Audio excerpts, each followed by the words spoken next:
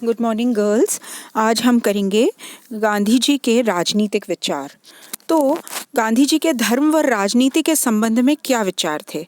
गांधी जी कहते थे कि वे लोग जो ये कहते हैं कि धर्म का राजनीति से कोई लेना देना नहीं है, वो नहीं जानते कि धर्म का अर्थ क्या है। यानी उन्होंने धर्म और राजनीति के घनिष्ठता यानी उनके बीच जो घनिष्ठ संबंध है उस पर बल देते हुए कहा कि राजनीति के आध्यात्मिकरण की आवश्यकता जो है वो आज हमें है विश्व में और संसार में। उनके अनुसार मेरे लिए धर्म विहीन राजनीति का कोई अस्तित्व ही नहीं है और राजनीति धर्म के अधीन होती है, ऐसा उनका मानना था। और इसी के चलते उन्होंने कुछ तथ्यों पर भी बल दिया। क्या तथ्य थे वो? राजनीति का संचालन नैतिक मूल्यों के आधार पर किया जाना चाहिए, यानी राजनीति का आध्यात्मिकरण किया जाना चाहिए। दूसरी बात उन्होंने कही, साध्य की पवित्रता के साथ ही साधन की पवित्रता को भी हमें स्वीकारना चाहिए। तो ये दोनों बातें जो हैं ये बहुत ही महत्वपूर्ण है। और तीसरी बात उन्होंने कही, राजनीति को लोक सेवा का माध्यम बनाया जाना चाहिए। यानी कि जो आम अवधारणा है कि एक बार वोट मिल गए और व्यक्ति को मंत्री पद मिल गया तो वह फिर लोगों की बिल्कुल परवाह नहीं करता, ऐसा नहीं होना चाहिए।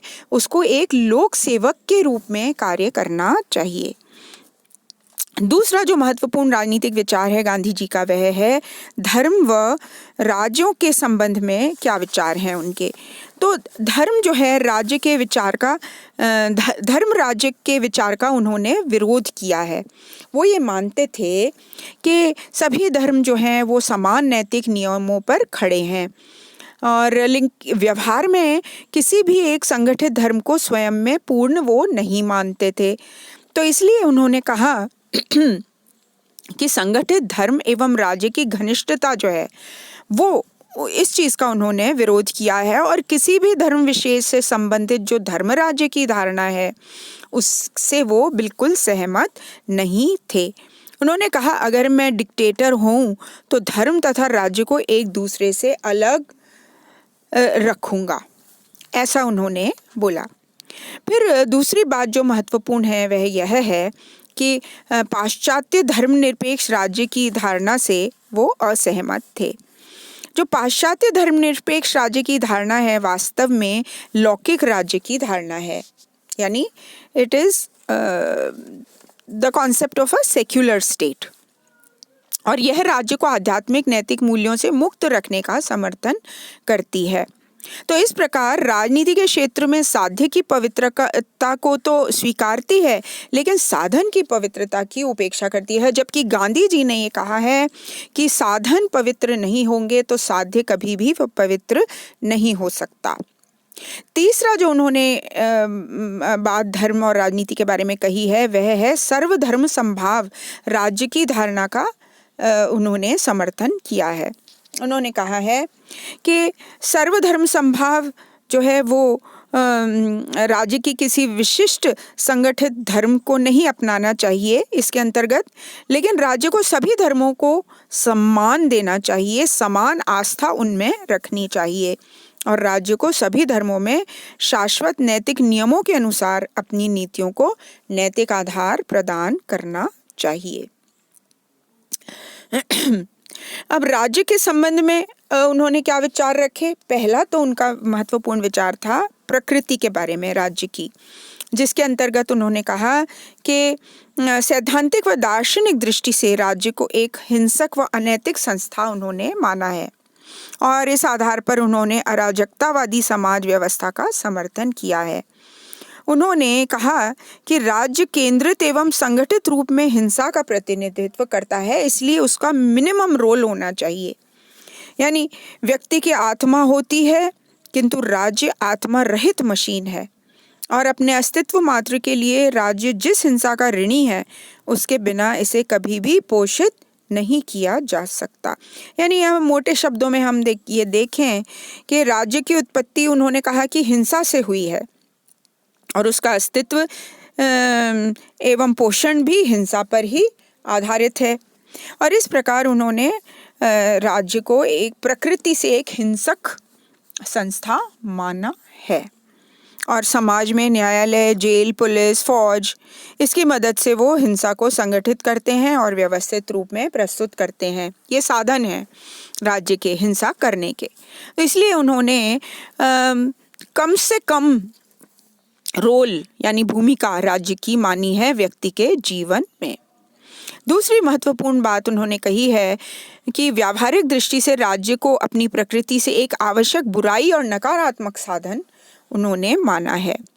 उनके मतानुसार समाज में शांति और व्यवस्था की स्थापना के लिए राज्य की उपस्थिति आवश्यक है, लेकिन राज्य मूलतः एक हिंसक और अनैतिक संस्था है। इसीलिए राज्य को एक आवश्यक बुराई के रूप में ही स्वीकार किया जा सकता है। और राज्य का एकमात्र जो महत्व है वो समाज में अशांति और अव्यवस्था को रोकना है। तो इसलिए उन्होंने राज्य का साध्य नकारात्मक है और इस दृष्टि से नकारात्मक साध्य की प्राप्ति का एक नकारात्मक साधन उन्होंने राज्य को माना है। अब व्यक्ति और राज्य में क्या संबंध बताया है गांधी ने कहा है कि व्यक्ति व राज्य के जो आपसी संबंध हैं वो नैतिक दृष्टि पर आधारित होने चाहिए। उन्होंने आध्यात्मिक व्यक्तिवाद का प्रतिपादन किया है और उनके मत के अनुसार व्यक्ति का अंतिम साध्य केवल स्वयं के आध्यात्मिक और नैतिक व्यक्तित्व का विकास करना ही है।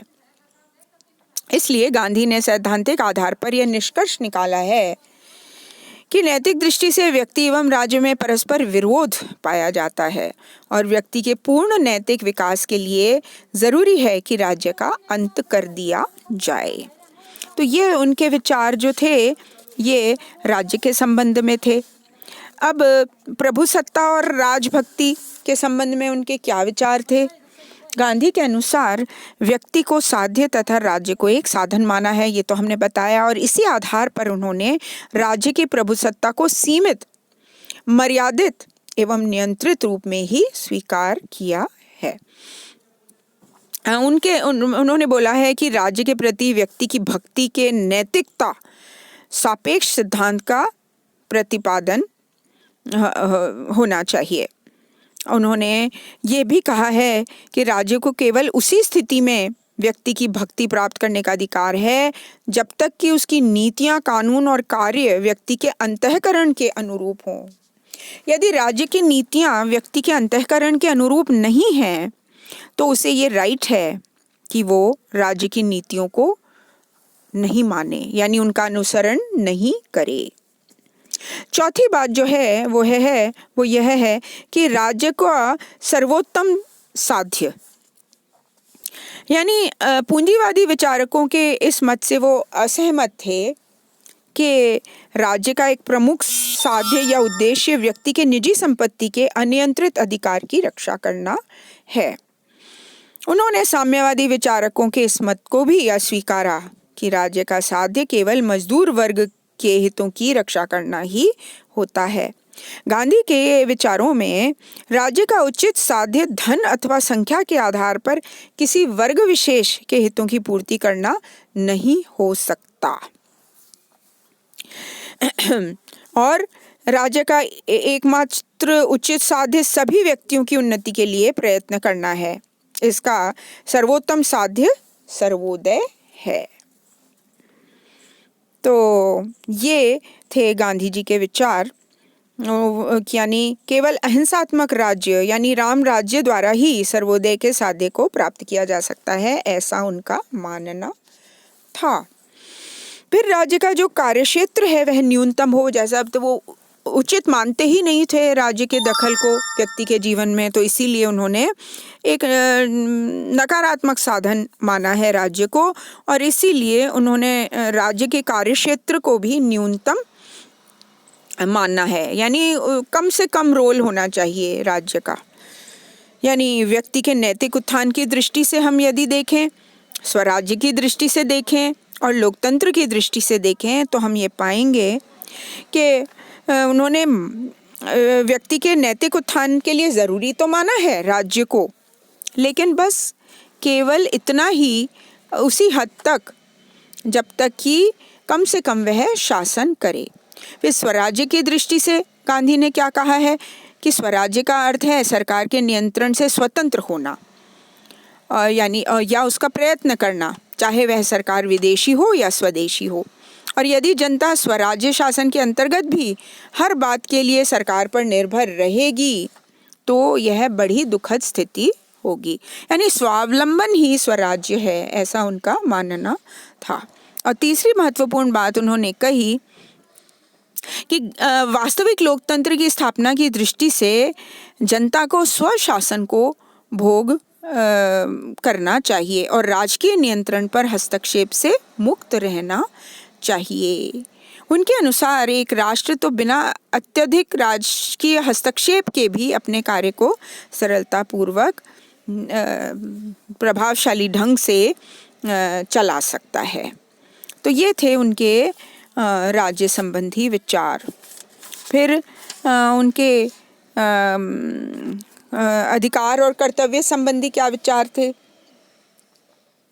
उन्होंने कहा कि अधिकार की प्रकृति एवं अनुल्लंघनीयता जो है वह उसके बारे में उन्होंने कहा कि आध्यात्मिक एवं नैतिक श्रेणी के अधिकारों को ही मान्यता मिलनी चाहिए एक राज्य में, और आध्यात्मिक एवं नैतिक सिद्धांतों को ही स्वीकारा है गांधी ने। और उन्होंने व्यक्ति के अधिकारों को अनुल्लंघनीय माना है, यानी राज्य को इन अधिकारों को नियंत्रित या संशोधित करने की शक्ति नहीं होनी चाहिए। दूसरी प्रमुख बात जो उन्होंने कही है अधिकार और कर्तव्यों के बारे में, जो संबंध बताया है वह है कि अधिकारों का मूल स्रोत कर्तव्य होते हैं और कर्तव्यों की पूर्ति के लिए ही अधिकार प्राप्त होते हैं। तो 3 कर्तव्यों को उन्होंने आधारभूत महत्व दिया है अपने चिंतन में। पहला है सृष्टि की आध्यात्मिक एकता के साथ तालमेल स्थापित करना। दूसरा है अपने आत्मोत्थान के लिए प्रयत्नशील रहना, यानी आत्मा के विकास के लिए। और तीसरी बात उन्होंने कही है सार्वजनिक हित के अनुरूप आचरण करना। तो ये तीनों ही जो बातें हैं, यानी तीनों ही कर्तव्य हैं, अधिकारों का स्रोत हैं। और इसीलिए उन्होंने कहा है कि व्यक्ति को इन अधिकारों की पूर्ति के लिए कर्तव्य करने चाहिए। अब नेक्स्ट क्लास में मैं आपको शासन संबंधी विचार, राष्ट्रवाद एवं अंतर्राष्ट्रवाद संबंधी विचार और उनकी जो संसदीय प्रणाली के संबंध में विचार थे वो कराऊंगी। Okay, thank you girls.